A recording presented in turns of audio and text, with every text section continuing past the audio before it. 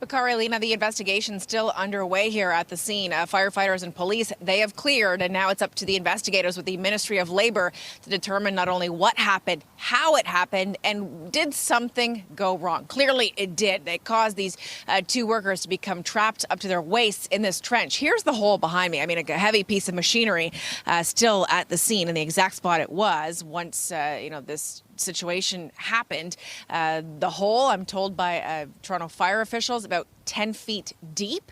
And what the platoon chief, who I spoke to, made very clear is that there was no shoring in place here in this hole. There is shoring off to the side. And just a few minutes ago, I watched as investigators with the Ministry of Labor were actually measuring it as well.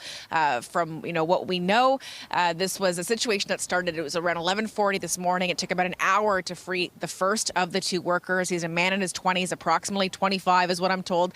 He's the one who suffered the most significant injuries. He was rushed to hospital in critical condition, Lena and Bakari. A second man, a man in his 50s, was also freed about 40 minutes after the first worker. He's been taken to hospital with serious but not believed to be non-life-threatening injuries. It took firefighters with the help of some specialized equipment quite some time to get these men out. The reason being, we heard it was an excavation site, that the trench was incredibly unstable. And this was, a very intricate rescue, essentially by hand, is what the platoon chief told us, using a small shovel to get these two men out once they managed to secure the actual trench. And so here's a bit of what I heard from platoon chief Steve Buckingham.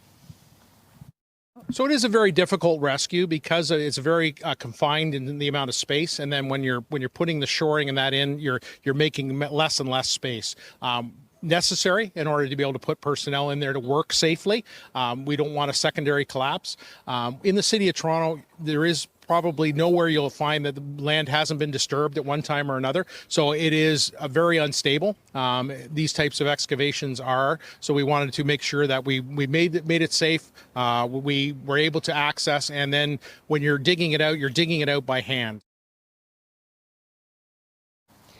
And so here's what this construction site looks like now. When we first got here, during around 1 o'clock, Lena and Bakari, it looked very different. There was ladders up that were put here by Toronto Fire. There was ropes and other heavy machinery brought in to stabilize the site in order to undertake this rescue. What was happening here? I'm told it was private contractors. This is going to be a housing site eventually. They were here doing some utility work. And as I mentioned again, the Ministry of Labor investigators, they are still here at the scene. They're going to figure out what happened, what went wrong, and if there's anything negligent or criminal in this trench accident here, trench collapse. Back to you. All right.